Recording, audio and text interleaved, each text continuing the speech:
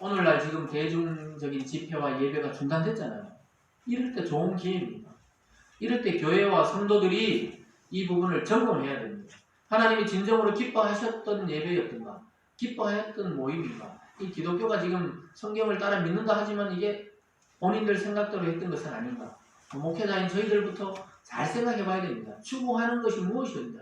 결국은 대형교회를 욕하면서도 대형교회가 되고자 했던 것은 아닌가. 이런 것들을 생각해야 됩니다. 그건 결국 자기 욕망을 이루는 것이지 하나님의 뜻을 이루는 것이 아닌 것입니다. 그래서 하나님이 진정으로 기뻐하시는 예배와 삶으로 나가야 될 줄 믿습니다. 그래서 우리는 프로그램이나 무슨 행사가 많다고 그게 좋은 교회가 아니에요. 그거는 문화센터에 가도 다 하는 일들입니다. 참된 예배와 그리스도 중심의 삶이 바로 하나님이 원하는 그런 예배자와 성도들이고 교회들입니다. 여러분, 하나님의 이름을 빌려서 자기의 이익을 추구하는 사람이 얼마나 많은지 몰라요. 그런 사람이 많습니다. 여러분, 큰 교회 가서 만약에 10,000명이 티 한 장 팔아가 10,000원씩이다. 그럼 1억입니다. 1억. 솔깃하지요. 그러니까 뭐 어떤 교회들을 비난하자 그런 게 아니에요. 조심해야 된다는 거예요. 우리가 작다고 막 그런 것들을 비난하는 게 아니고 우리 마음속에 그런 욕망이 있으면 안 된다 이 말입니다. 장사를 위해서 교회 오는 사람들도 있을 수 있어요. 큰 교회들은. 여기는 뭐 오라 해도 장사가 안 되는 거 아니겠지만 큰 교회는 뭐 자기 이름 내기 위해서 뭐 정치지를 위해서 뭐 가는 사람들도 있다고 하더라고요. 그렇지 않기를 바라지만 그래서 막 주차장에서 막 봉사한다 그러잖아요. 비가 오나 눈이 오나. 그 나중에 보면 또 막 정치인으로 막 다 어디 나서고 이런다 그러잖아요. 그러면 거기 몇만 명 되는 교인들이 또 그래도 우리 교인인데 찍어주자. 이게 지금 안 좋다 이 말입니다. 그렇다고 뭐 기독교인도 정치하지 말란 건 아니에요. 그러나 의도가 그렇다면 하나님이 이미 버린 것입니다. 항상 인간적인 냄새가 풍길 때가 많아요. 늘 깨어있지 않으면 눈에 보이는 숫자에 속습니다. 숫자로 따지자 그러면 대구의 신천지가 얼마나 많았어요. 몇만 명인데 대구에서 제일 큰 교회잖아요. 거기가 그러면. 그럼 거기가 참입니까? 참이 아닌 것을 알잖아요. 그러니까 이 정상적인 교회 기독교권 내에서도 크고 작고의 문제가 아니고 사람이 많이 모인다고 와 저기 뭐가 있는 것 같다. 이러면 안 된다. 그건 썩는다 이 말입니다. 하나님과 성도는 1대1이죠. 1대1의 관계지. 사람이 많이 모인 교회 가도 내가 하나님은 1대1이고 적은 교회 가도 1대1이다 이 말입니다. 그래서 여러분의 우리 일상도 마찬가지입니다. 하나님이 등장할 틈이 없으면 안 돼요. 막 하나님이 등장할 틈이 있어야 됩니다. 나는 늘 바쁩니다. 늘 바쁩니다. 바빠서 교회 못 온다. 그럼 하나님이 개입할 틈이 없어요. 그 인생에. 빈틈을 보여야 된다 이겁니다. 사람이 빈틈이 있는 사람 주위에 사람이 많아요. 완벽해 보일수록 사람이 옆에 잘 안 갑니다. 그래서 우리가 예전에 막 똑똑하고 막 아주 미인이고 이런데 남자친구도 없고 결혼이 늦어지고 이런 사람 많아요. 의외로. 왜냐? 당연히 저런 사람 옆에는 아무나 안 가겠지 뭐 이러면서 아무도 안 건드립니다. 아무도 그냥 데이트하자고 이야기를 안 해요. 여러분 항상 빈틈을 보이세요. 좀 여유를 가지면서 하나님이 내 인생에 개입하도록 마음을 여시기 바랍니다. 그래서 멈춰서서 항상 하나님의 뜻인지 아닌지 생각해야 됩니다. 아니면 자기 혼자 바벨탑을 짓는 거예요. 인생의 바벨탑을 지으면서 자기 우상을 지금 만들고 있는 것입니다. 자기 중심의 세상을 만드는 거예요. 하나님은 그것을 굉장히 싫어하신다고 말씀하고 있고 결국은 하나님이 살펴보시고 심판하십니다. 오늘 두 번째가 바로 그거예요. 인간적인 연합에 대해서 하나님의 조치가 이제 등장합니다. 하나님이 어떤 조치를 하는데 두 가지 조치를 취해요. 언어를 그냥 혼자 배게가 언어가 나눠지게 하시고 흩어버리십니다. 성에 모여서 못 살도록 흩어버립니다. 이어지는 본문에서 인간들의 생각을 아시고 하나님의 조치가 내려집니다. 하나님이 친히 그 인간 세상에 내려오십니다. 야, 이거 대단한 일입니다. 하나님이 하늘에서 보다가 하나님이 내려와요. 성과 탑을 보려고 하나님이 내려오십니다. 하나님이 또 언제 내려왔습니까? 이때 말고 하나님이 육신이 돼서 내려온 적이 있었죠. 그분이 바로 예수 그리스도입니다. 이때 한번 내려오셔가지고 이때는 심판하셨고 예수님은 내려오셔가 뭘 했습니까? 구원하시러 내려오셨습니다. 그럼 다시 오실 때는 뭐 합니까? 심판과 구원을 동시에 하십니다. 믿습니까? 자는 거 아니죠? 네, 더우면 키세요 에어컨을. 그래가지고 내려오시는 하나님에 대해서 성경에서 많이 말씀합니다. 왜냐? 하나님이 친히 내려온다 이 말은 하나님이 강림하셔서 살펴본다 이 말이에요. 우리의 인생과 삶과 교회들을 살펴보시면서 하나님 마음에 합당하면은 하나님이 흡족해 하시고 아니면은 심판하시고 흩어버리십니다. 오늘 본문 5절과 6절을 한번 읽어보시겠습니다. 본문 5절과 6절입니다. 시작. 여호와께서 사람을 이루는 사람을 성과 달을 여호와께서 이르시되 이 무리가 한 족속이요 언어도 하나이므로 이같이 시작하였으니 이후로 그 하고자 하는 일을 막을 수 없으리라. 아멘. 여기 보니까 하나님이 탑을 건설하는데 보러 내려오셨어요. 그래서 하나님이 이르시되 이 무리와 한 족속을 보고 나서 야 언어가 하나니까 이거 안 되겠구나. 또 같이 뭉쳐져 있으니까 얘들이 계속 이렇게 흩어져 버려야 되겠다. 이러면서 하나님이 판단하십니다. 하나님이 여기 내려오셨단 말이 진짜 막 뭔가 그룹을 쫙 내려오는 게 아니고 하나님이 그걸 살펴보러 오셔가지고 하나님이 심판하시러 오셨다 이 말입니다. 믿습니까? 그래서 하나님은 세상에 언어가 하나밖에 없어서 자기들이 뭐가 대단한 줄 알고 착각하고 있다 이 말이에요.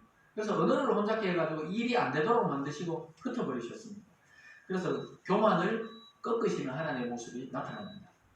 그래서 근본적인 원인을 제거하십니다. 여러분 일단 말이 안 통하면 탑을 세울 수 없습니다. 탑을 세울 수가 없죠. 왜냐하면 말이 안 통하니까 일을 할 수가 없어요. 예를 들어 위쪽에서 벽돌 한 잔 올려주세요 이렇게 외치잖아요. 그 당시에는 벽돌을 올려주세요 이러잖아요. 근데 말이 안 통하면 어떻게 해요? 물을 한 통 올려주고 이렇게 하면 일이 안 되잖아요. 물 좀 주세요 하는데 벽돌을 올려주고 말이 안 통하면 일이 안 됩니다. 우리도 어떤 일을 하다가 이야기하죠. 말이 안 통하네 말이. 얘들 막 훈계하다가 애들이 말 못하는 말이 안 통하네 말이. 말이 안 통하면 일이 안 되는 것입니다. 말이 통할 때는 일이 착착착착 진행됩니다. 설교도 그래요. 설교하다 보면 지금 마스크를 해서 항상 그런데 이게 잘 모르거든요. 마스크 벗고 있으면 이게 착 듣구나 안 듣구나 이게 탁 타고 오거든요 이게. 근데 이게 듣는지 안 듣는지 지금 모르니까 급하고 계시는데 항상 이게 헷갈린단 말이에요. 말을 듣고 있는 줄 믿고 어쨌든 착착착 이렇게 말이 통하면 진행이 되죠. 그래서 흩어지면 일을 함께 하고 싶어도 못하니까 아예 말도 흩고 사람도 흩어버렸어요. 7절부터 9절까지 말씀을 우리 함께 읽겠습니다. 시작.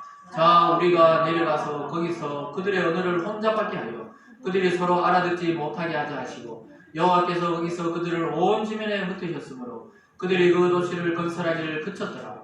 그러므로 이름을 바벨이라 하니 이는 여호와께서 거기서 온 땅의 언어를 혼잡하게 하셨음이니라. 여호와께서 거기서 그들을 온 지면에 흩으셨더라. 아멘. 언어를 혼잡하게 하시고 여기 뭐 우리가 내려가자 이러지요. 하나님 자꾸 우리가 내려가서 우리가 그들을 흩자. 하나님은 혼자인데 왜 우리냐? 이미 구약에 보면 삼위일체 하나님이 함께 일하는 걸 보여주는 거예요. 성부와 성자와 성령 하나님이 삼위가 일체가 돼서 우리가 함께 내려가서 한번 보자. 언어를 흩어버리고 혼잡게 하자. 그래서 이들이 도시를 건설하지 못하게 하자. 왜냐? 도시가 우상이니까. 탑이 우상이 되니까 우상을 깨뜨려버리자. 이렇게 말씀하셨습니다. 그래서 이 바벨이라는 이 단어 자체가 히브리어로 흩어진다, 혼란하다, 혼돈하다 이런 뜻이 있는 것이 벌써 바벨입니다. 이 바벨이 확장돼서 나중에 바벨론 제국, 악의 제국이 됩니다. 그래서 성경에서는 뭐라고요? 바벨론 나오면 하나님 나라를 대적하는 나라로 항상 그 이미지가 등장하는 것입니다. 이때부터 시작된 것이죠. 그래서 혼란하고 혼돈합니다. 결국은 하나님이 이들의 교만을 박살내십니다. 흩었다 이 말은 완전히 박살내서 산산조각냈다 이 말입니다. 결국 주님이 이 땅에 다시 오실 때도 마찬가지입니다. 이 새로운 세상을 새하늘과 새 땅을 가지고 오실 때 이 헌하늘과 헌 땅, 옛 하늘을 완전히 깨시고 새하늘과 새 땅을 가져오십니다. 그것을 통해서 우리는 무엇을 알 수 있습니까? 인간이 만든 모든 것은 유효기간이 있다는 것입니다. 믿습니까? 여러분 우유를 사도 유통기간이 있잖아요. 여러분의 인생에도 유효기간이 있고 이 지구도 유효기간이 있고 도시와 나라도 유효기간이 있습니다. 우리나라도 조선이 그죠? 조선왕조 500년 뒤에 무너지고 일제에 의해서 또 침략당했다가 다시 대한민국이 또 설립되고 그런 것이죠. 우리가 막 나라들이 몇천 년 가는 나라가 없어요. 미국은 지금 한 250년, 200년 넘었죠. 그러니까 계속 바뀌는 거예요, 이렇게. 로마도 없어지고, 나라도 유효기간이 있듯이, 인생도 각자 유효기간이 있어요. 어떤 사람은 20대, 어떤 사람은 40대, 어떤 사람은 60대, 어떤 사람은 100세에 돌아가시고, 이 유효기간이 하나님이 사람마다 다 정해놨다, 이 말입니다. 믿습니까? 그래서 인간이, 그런 유한한 인간이 만들어내는 모든 것은 유통기한이 있어요. 이것들도 다 유통기한이 있습니다. 마이크도 유통기한이 있어요. 왜? 유한한 인간이 만든 거니까. 하나님은 영원하시니까 하나님 뜻은 영원해요. 근데 우리가 이 땅에서 그럼 영원한 것은 뭡니까? 하나님의 말씀밖에 없습니다. 그래서 이 성경 말씀은 영원히 하나님 나라 갈 때까지 변하지 않는 말씀입니다. 그래서 우리 유한한 인간이 영원히 살려면 영원한 하나님께 묶여 있어야 영원히 삽니다. 그래서 말씀을 내 것으로 만드는 사람은 영원히 사는 별과 같이 빛나게 된다는 것입니다. 믿습니까? 그래서 유한한 인간을 의지하지 마시고 영원한 하나님과 하나님의 말씀을 의지하는 우리 모두가 되기를 바랍니다. 그래서 초대교회 당시에도 마찬가지였어요. 그냥 예루살렘에 머물러 있으려고 그랬거든요. 예수님 부활하시고 성령이 왔지만 예루살렘에 있으려고 그랬어요. 왜요? 예루살렘에서 예수님이 곧 내가 다시 오리라 이래가지고 금방 올 줄 알았거든요. 그리고 예루살렘에 있었는데 하나님의 뜻은 그것이 아니었어요. 하도 흩어지지 않으니까 외부 세력을 통해 외국을 통해서 이스라엘을 핍박해서 결국 도망가게 했습니다. 피난 가게 해서 흩어졌어요. 안 흩어지니까 하나님이 외부적인 압력을 통해 흩어지게 하셔가지고 오히려 흩어졌던 그 유대 그리스도인들이 온 세상에 흩어져서 복음을 전하게 된 것입니다. 자기들 뜻으로는 뭉쳐있고 싶은데 흩어버렸어요. 하나님 전쟁을 통해서 그 포로로 끌려가서 복음을 전하게 된 것입니다. 여러분 그래서 개인적인 핍박이나 공동체적인 어려움이나 또 민족적인 어려움이나 세계적인 이러한 고난이 꼭 나쁜 것은 아니에요. 하나님이 새롭게 하시는 시간인 줄 믿으시기 바랍니다. 그래서 사도 바울도 고난이 우리에게 유익이라고 했어요. 우리가 일반적으로도 옛날에 어른들이 젊어서 고생은 사성한다. 젊어서 고생해야 늙어서 성공을 해도 멸망하지 않는 것이고, 근데 젊어서 성공하면 그거 떨어먹기시고요. 금방 또 거지 됩니다. 성경에 나오잖아요. 젊을 때 둘째 아들이 재산 주세요가 갔는데 방탕해가 다 쓰고 돌아왔습니다. 그런 것처럼 이 세상에 살아가면서 교회나 민족이나 가정이나 개인이나 고난이 닥치는 것은 나쁜 것이 아닙니다. 그것을 계기로 좋게 바뀔 수가 있어요. 오늘날 이 코로나로 인해서 일상과 기독교의 예배와 또 이 세상이 얼마나 불편하고 제한이 많습니까? 진짜 불편해요. 숨막히죠. 어디 가기도 힘들고 사람 만나는 것도 어렵고. 그러나 이때 우리들은 시각을 달리해야 됩니다. 하나님이 이처럼 예배와 삶을 점검하게 하시고 또 돌아보게 하시는 이유가 있어요. 제한시키는 이유가 있다는 것을 깨달아야 합니다. 그것은 바로 지금까지 해오던 방식이 하나님 보시기에 합당치 않았다는 거예요. 그냥 인간들끼리 교회에서 모여서 좋다 이런 거 하나님 원하지 않았다 이 말입니다. 하나님이 원하는 것은 큰 교회를 짓고 기록적인 어떤 사람이 되는 것을 원하는 것이 아니라는 거예요. 무엇을 원하십니까?